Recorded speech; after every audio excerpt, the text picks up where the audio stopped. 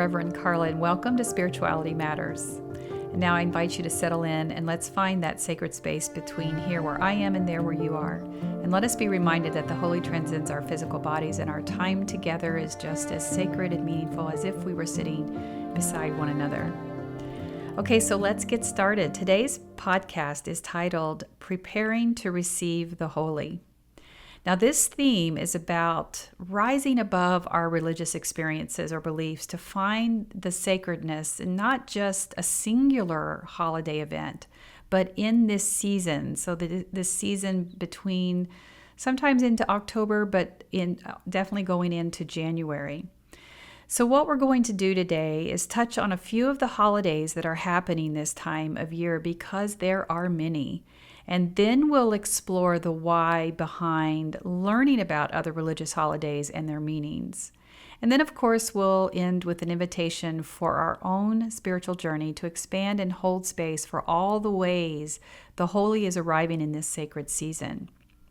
So now we are officially, quote, in the holiday season. This is a time where it's just, especially here in the United States, it's very busy, it's bustling, it's frantic. It's stressful, especially if you add just the chaos of this year and the financial pressures that people might be feeling, and this new normal where more than likely you're not out doing your crazy shopping frenzies like we've done in the past. So, but before diving into this craziness of gift buying and the baking and whatever gatherings will look like this year, I'm just going to invite you to pause and hold space for the sacredness of this month, especially for 2020. Because here in America, it is heavily commercialized. And not only is it commercialized, it is Christianized. And it is the reason that a lot of faith-based traditions and organizations have started to push back on what they see as the over-commercialization that leads to a very generic holiday experience, or the rising voices of other religions and other traditions asking for light, asking for a seat at the table, of being significant and sacred during this holiday season. So as an interfaith minister with Christian roots, that's also important for me, because I have felt for a long time that it is important that this table of spirituality be set for all of this, and especially during this time of the year. So like I said, we're talking primarily between November and January, but some of these holidays that are in here aren't static. They're not determined every year by the same calendar. It's a different system where they're using it. So like for Christmas, for instance, which is every December 25th, there's different ones. And I'm going to name some that's showing up right now. And I apologize at the beginning if I miss one that might be significant to you. So please, you can email me at spiritualitymatters@revkarla.com, and I'd be happy to make amends to those. And I'll also have these links in the show notes to show you where I've got some of this. And I also want to apologize if I misspeak or if I mispronounce something, because a lot of what I do is through reading, and sometimes that doesn't necessarily translate into how to pronounce something. So the first thing I'm going to discuss, and again, we're just going to do a flyover of a few of these holidays just to give you an idea of what's showing up here, not just Christmas. So the first one is called Ashura, and this is contingent upon the Islamic calendar. So I did my research here using the BBC, which I consider a very credible source, but this is commemorated by Muslims as a whole, but especially for the Shia Muslims, because this is a major religious holiday when it's commemorating the martyrdom at Karbala of Hussein, a grandson of the Prophet Muhammad.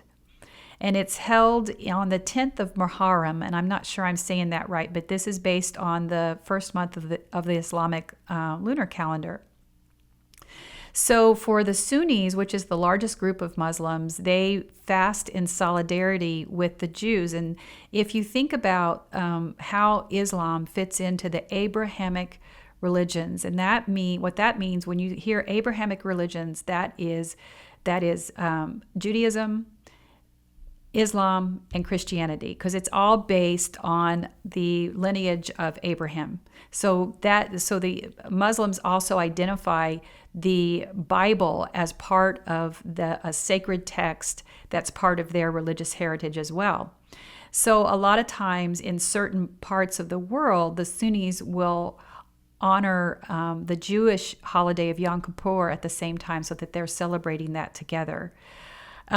It's also commemorated by a day of fasting, because they see this also as a day to commemorate the day that Noah left the ark and that Moses was saved by the Egyptians by God. So you can start to see the blending of religious heritages and beliefs by those Abrahamic religions. Okay, so a lot of times also what will show up in December is the Jewish celebration of Hanukkah. And that's important as well, because that will go on for 8 days. And I'm going to not spend a lot of time with Hanukkah this time, because in a couple episodes, there are about 3 or 4 of these religious holidays that I'm going to expand on, so that I'm always very cautious to say this, that it's not so that we can religiously or culturally appropriate and glob onto this as if they are our own.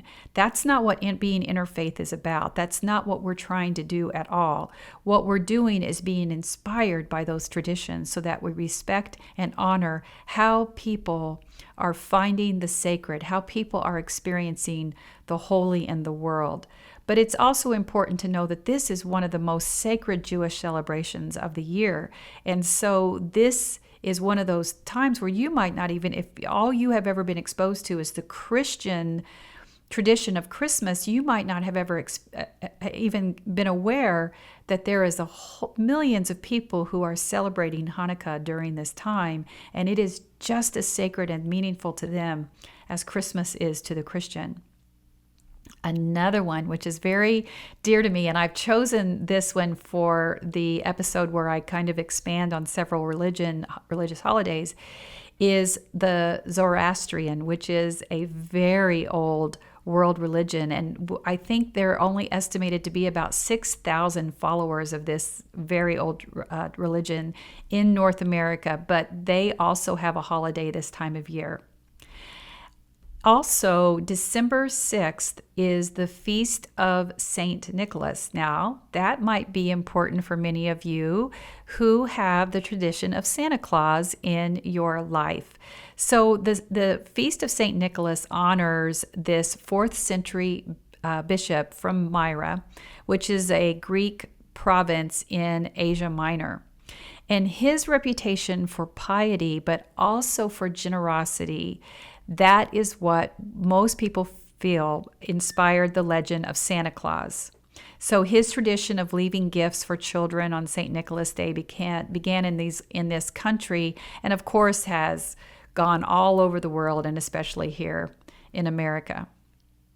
Now, on December 8th of this year, we also will find Bodhi Day, and this is when the Buddhists recall when Siddhartha Gautama vowed to sit under a tree in what is now Bodh Gaya, I hope that's right, India. And he vowed that he would stay underneath that tree until he was enlightened. And it's also important here that every time I read about Buddhism, I'm reminded that we use the term the Buddha to specifically to commemorate Siddhartha Gautama, but really the Buddha is a general term for the awakened one or the enlightened one. And this is something that all of us, or anybody who's practicing the Buddhist the practice, is trying to attain. So in other words, reaching into ourselves to a place of such a mindfulness and presence that we detach from this physical world and become as awakened as the Buddha was. So Bodhi Day is commemorated on that day, and we will also be talking about that. On December 12th is the Feast of Our Lady Guadalupe. And I think what's important about this is a very high holy holiday, especially for Catholics of Hispanic descent. So even though you have Christianity as your religious heritage, you might not have even heard of Our Lady of Guadalupe, but this has a wonderful tradition, and I'm not going to go into a lot of detail today, but it's wonderful. If you want to learn more about it, you can research this, and I'll put some links in the show notes as well. But what this is, it recounts the story of a 16th century apparition of Mary to Juan Diego, which he was a poor Indian, and she appeared to him on a hillside outside of what is now Mexico City. So there is a whole pilgrimage and a beautiful experience for people who follow this and revere this experience. And as I said earlier, Hanukkah is experienced this time. I have it twice in my notes, so I wanted to make sure that we talked about that, I guess. Now, on December, I think that the solstice this year starts on the 20th. I can't remember I don't have it in my notes. But anyway, the winter solstice is something that it's very important to me that we hold space for that. Whether or not your religious tradition follows any kind of earth-based wisdom or earth-based rituals, it's important for us as collective humanity to honor what our ancestors would have done to honor the earth. Now, the winter solstice for us, the shortest day in the northern hemisphere. And throughout the world, these days will be honored by some kind of ritual. And so many people still follow these rituals to honor the solstice this time of year. And you'll see that in Yule gatherings and different things throughout the world. But what's so important about that is the wisdom that's held in the fact that the shortest day of the year, the shortest light of the year, means now that the earth is turning back towards the light. And we will be expanding on that as well. And of course, then on December 25th, we have Christmas Day, which commemorates the birth of Jesus that was set by Christian leaders a long time ago. Now, some of the Orthodox Christians have a different date for Jesus' birth, and they still follow that. That lends itself to some of the tradition of historical significance related to Christianity, because you might not even be aware that there are Christian churches, primarily Orthodox Christian churches, who follow a different calendar and who do not honor the December 25th date. I believe it's the January 6th date that they honor. Now, as I said earlier, Zoroastrians will observe the death of their prophet, the founder of Zoroastrian, on December 26th. And this was said to believe, this started sometime in Iran, somewhere around 1200 BC. So this is a very old religion. And what I love about Zoroastrian is the fact that they believe in the power of creation. And they were a monotheistic religion who believed in the power of one God. But they also believed in the power of the struggle between good and evil. So there's a lot of, when you start to study some of these very old ancient religions, you start to see the blending of that wisdom into today. Now, another important date that starts on December 26th is Kwanzaa. And the reason why this is important is because this is commemorating and honoring African American heritage. So it's not necessarily specifically tied to one religion, but the spiritual overtones are huge and magnificent. And it's a beautiful time to honor the African history and the community and the culture. So it's especially for those of us who are learning to deconstruct from our kind of whitewashed history, and that's inarguable in my book, that we need to understand African culture from the perspective of the African people. This is a wonderful time to pay very close attention to what is important to them and what they're offering to the world through their celebrations, through their cultures, through their traditions, because it's just beautiful to witness this. Okay, so another celebration that happens at this time that really has no religious affiliation, but it's important to honor it, because if we're honoring all traditions and faiths and paths, including those who choose not to follow a path, it's important to give them light. So the name of this festival is called Festivus, and it means for the rest of us. And what that basically is saying, it's just a humorous family alternative to Christmas. So what this is, it's about taking out all of the commercialization that's around Christmas that has nothing to do with the birth of Jesus and just making it about family experience. And oftentimes, though, this celebration is also used where people will reject any kind of religious teaching and just make it about the gathering. So it has its moments of being able to create bond and family and tradition for people who do not feel connected to any of the world religions. Another one that happens at the end of the year is called Omisoka, and this is a popular end of the year celebration in Japan. And there's also one that's called, and I'm sure I'm going to mess this one up, but I think it's Shabe Yalda, and this is an Iranian interfaith celebration. So what interfaith again means is that it's an acknowledgement that different paths contain some kind of mystical truth about the holy or the divine. And so this celebration is held in honor of the sun's rebirth. So it's a community coming together regardless of your religious tradition.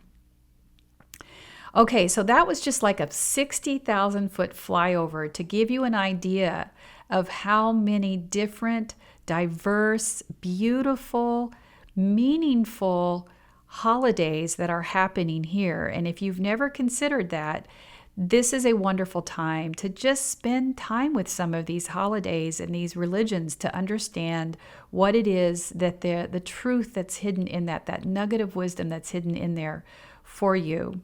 But now I want to shift gears a little bit and talk about this whole Merry Christmas, Happy Holidays debate, because I'm old enough to remember that especially here in America, that everything that was around the December time frame was very Christian based. Everything, including our school celebrations. We weren't just on winter break, we were on Christmas break. We didn't just have holiday shows, we had Christmas shows where we sang Silent Night. We sang all the things that were Christian based.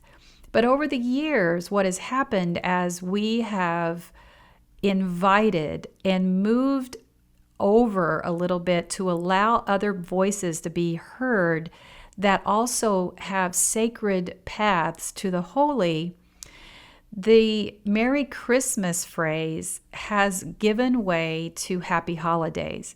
And this is a very touchy subject for some people who want to say that the only phrase that should be said this time of year is Merry Christmas. Now, I can tell you that as someone who has a Christian spiritual roots, that with all due respect, my dear, and I'm going to take a breath and invite you to do the same, to hold on to that comes from a sense of entitlement.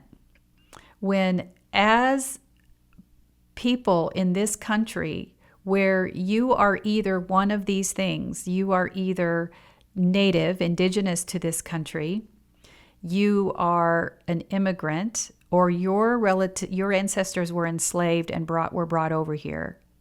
You are one of those things, and if that's the case, then your heritage deserves to be recognized. And so we aren't as representative of the beautiful blending pot that we are when it comes to our cultural outward exhibitions. So I'm going to pause here a minute and give this some space, because here in my followers, the people who are listening to my podcasts, more than likely your path is spiritual but not religious. You also may be untangling from some of your religious trauma. You also may be still trying to figure out how you're going to deconstruct from some of those beliefs. But sometimes you come right up against something that still makes you uncomfortable because you're still filtering your experiences through your belief system. So every time that happens, you're going to feel like a falling away. And if you haven't processed this fully about where you feel about religious holidays and their place in our society, where we build our entire paid time off around a Christian holiday, whereas we haven't given as much time or a consideration about all these other holidays. I don't think in any time soon we're going to be giving paid time off, or at least a recognized national holiday for Zoroastrian. So you can see that there's a dichotomy here. So how does that make you feel if I say that we are honoring the sacred, the holy, the community inside our national identity by allowing other voices and saying happy holidays instead of Merry Christmas? So that might be just something that you can decide if that's where you need to spend some time to figure out how you might be on autopilot saying Merry Christmas versus inviting other people to the table by saying happy holidays or blessings on this holiday seasons or something like that. So just depending on your experience, take your time and spend some time with that. Okay, so there's a meme that's been going around for a while that just says happy holidays, and it got a big question mark underneath it. The reason I say that is because there are about 29 holidays observed by 7 world religions, and mine isn't the only one that counts. So basically the meme is saying don't be a jerk.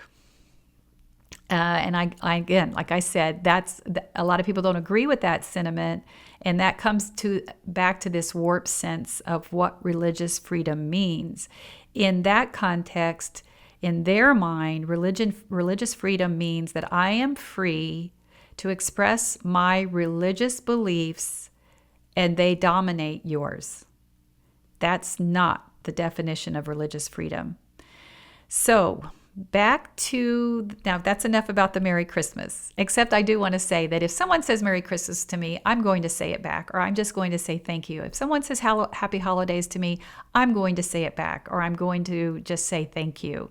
This is the time of year to offer grace, and to, no matter where you are, just accept what's being offered to you in the kindness and just assume that it's coming from a place of love. Okay, now I want to get into just a little bit, which I think is important for our time here today, even though we're talking about this wonderful time of the year where everything's red and green and the lights are blooming or glowing everywhere and the candles are in the windows and everyone's got their decorations going, and we're thinking about the sacredness that's held in this season. It's very important to understand something, and the reason it's important is because of some of the religious and political climate that we're finding here. And honestly, I got ready to just speed over this and decided that, no, we're going to park here a minute and we're going to talk about it, because this is something that a lot of people may be uncomfortable with, but it is time for us to understand that the white Christian is becoming a minority in this country. I'm saying this because I'm going to invite you to not look at this as from a place of fear. I'm inviting you to understand that the only place that fear is coming from is within your own heart and within your own church. That when you step out of your comfort zones and you meet the people who are coming alongside you in this country and meet them where they are in their traditions, you will find that there is nothing to fear. But what's happening here is that so many of us are digging our heels in and insisting that our way is the only way, when the statistics clearly tell us that all you're doing is losing ground. And this is not going to bode well as we continue to move forward. It is time for us to create a table of dialogue to figure out how we can all get along. So I don't want to belabor that point. I plan to talk more about that in future episodes. We'll actually be spending some more time so that we understand where this is rising, that some of this that I'll just come out and say that is like a hostility towards other religions that are right here showing up in your neighbors' houses, in your fellow colleagues' belief systems, in your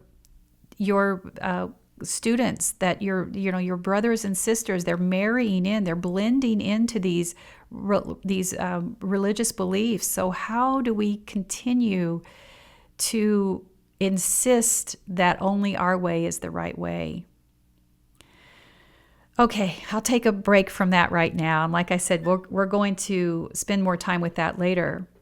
But what I do want to spend time with is that there also needs to be just a little bit of lightening up. Now, I'll be the first to say that December 25th is a holy day for me. Since I was a little girl, there is a lot of tradition and ritual around this day for me. As someone who was raised Southern Baptist, as someone who created events around this, who partook in all kinds of midnight services, who made sure that they were held to holiday dinners, to all kinds of things that created the sacred significance of what it was doing, I want to remind you that there is absolutely nothing in the most sacred book of the Christian religion that indicates the actual birth date of Jesus. So let's just lighten up. For centuries, it was held on January 6th, which is, like I said, that's where the Orthodox Christians still commemorate that. Then it got moved to December 25th. There's a lot of history there. I'll put a link to the show notes regarding this. Now, over the years, some of the Christian scholars have pushed back to say, well, divine providence helped determine that date. I'm not buying that, and I'll tell you why. Because history proves time and again that the church, and by church we're talking primarily the Catholic Church, created a system. This was very intentional, where these holidays were attached to earth-based traditions so that the people would be deflected from what they wanted to do through honoring the earth and the change of the seasons and the sun cycle and the moon cycle, to being forced into a ritual that was honoring the church. And because the church held so much power, it was blended, very effectively with government control. You not only could require it and mandate it, you had the power to punish if those rituals related to the church traditions didn't take precedent over the earth-based traditions. That's just a fact. So this, even though, yes, absolutely, it's a sacred holiday, let's put this in perspective so that we who feel the call to invite our ancestor wisdom to the table, because that's who they were. They understood that this mystery of creation was part of the divine providence, not the divine providence of saying, let's celebrate Jesus' birth on this day. Let's look at the earth and the wisdom that it can teach us. So there's a lot of detail here that allows us to say, humans helped us create these traditions. Humans helped us create these rituals, just as the humans helped us create the rituals around the earth-based and all the other world religions. So how can we make room for all of this in our season of the holy, which is what this is? The holy is inviting us to explore this together so that we are humans with our limited human understanding, our limited human language, trying to figure out the divine. And that's going to continue to change. It's going to continue to evolve as we become more aware and we become more connected and we become more tolerant. So I would ask you, can you make room in your heart? Can you make room in your life for the many paths up the mountain? Can you see those paths going parallel with you up that same mountain? Do you have room in your heart, in your spiritual truth, to allow another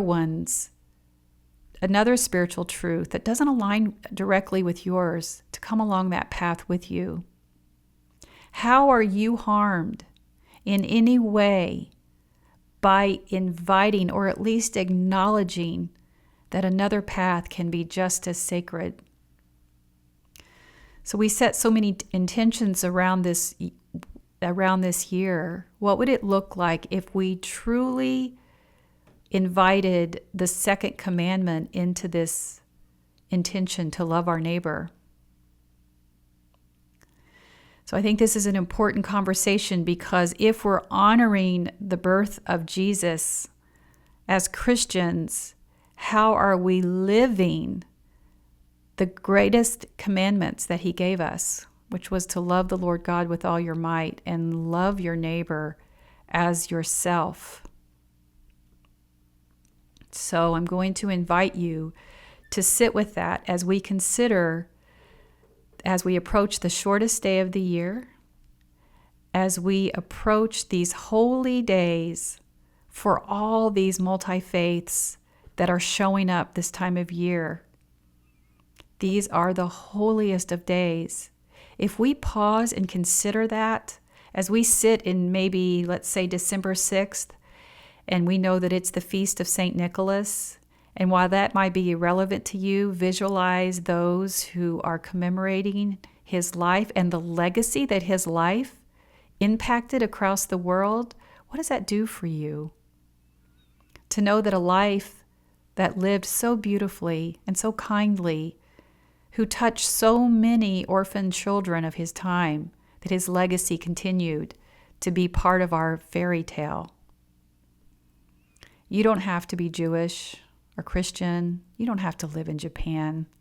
You do not have to be of African American descent. You do not have to be indigenous. That's the mystery of this holy season. It is for all of us. It is for the pagan. It is for the agnostic. It's even for the atheist, my friends. And it is, of course, for the spiritual but not religious. And sadly, there are those who have rejected God because of what they have found during these holy seasons, as people seek to push out God because they insist that only their definition of God is the only way. And because of that, they no longer see God in the people of this earth, so it's easier just to turn away. This holy season is for humanity. What do you allow to show up, my friends? And blessed be. Okay, now I know that was heavy. I hope that you find something in there that is a pocket of wisdom for you. Friends, if you haven't yet, I would invite you to sign up for one of my Spiritual Reset 2021 webinars. Here we're going to look at how we can create some resource and intention in closing out the year, as well as preparing our mind, heart, and soul triad for 2021. And there will be an opportunity to sign up for a program for my book, and I'm so honored to bring this to you. The book is The Holy and the Everyday, and it is a daily devotional for 2021. I think we all need this right now. And in there will be opportunities for you to sign up at a level where I will be coming to you in some way. So please, you'll find that at my website at revkarla.com. Now, like every podcast, I like to answer a question. And this question is, do we need his authority or approval for anything? Okay, a little background. Do we need his? His is talking about the Pope. And this was in response to a video where I celebrated the Pope acknowledging that civil union for same-sex marriages should be recognized and authorized. And I celebrated this because even though some people pushed back and said, why, he's still not saying that the marriage can be solemnized in church. Do you know how big it is for the world's most influential religious leader to say that he is acknowledging same-sex marriages in some capacity? The shift is huge.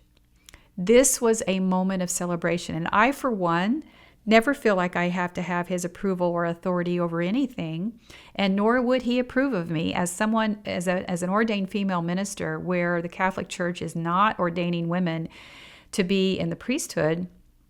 I don't feel it, and I don't feel like I'm missing anything with the fact that he doesn't approve of my having a ministry. But I will tell you this.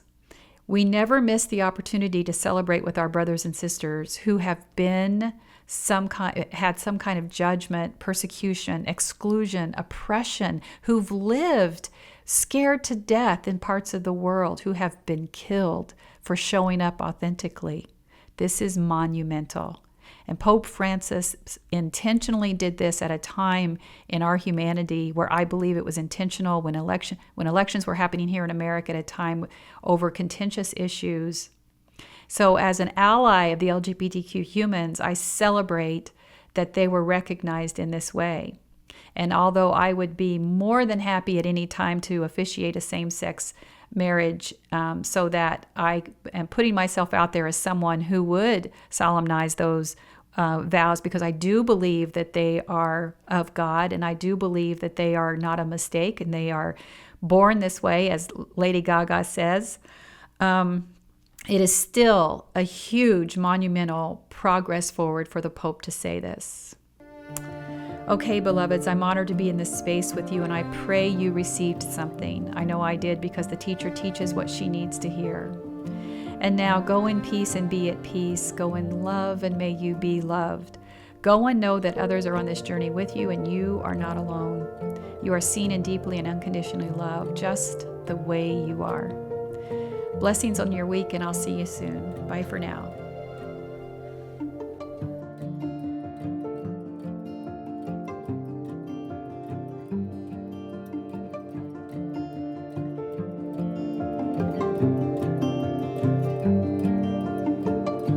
If you like what you heard today, be sure to like and subscribe to Spirituality Matters wherever you listen to podcasts. To submit questions to Rev Karla, email us at spiritualitymatters@revkarla.com.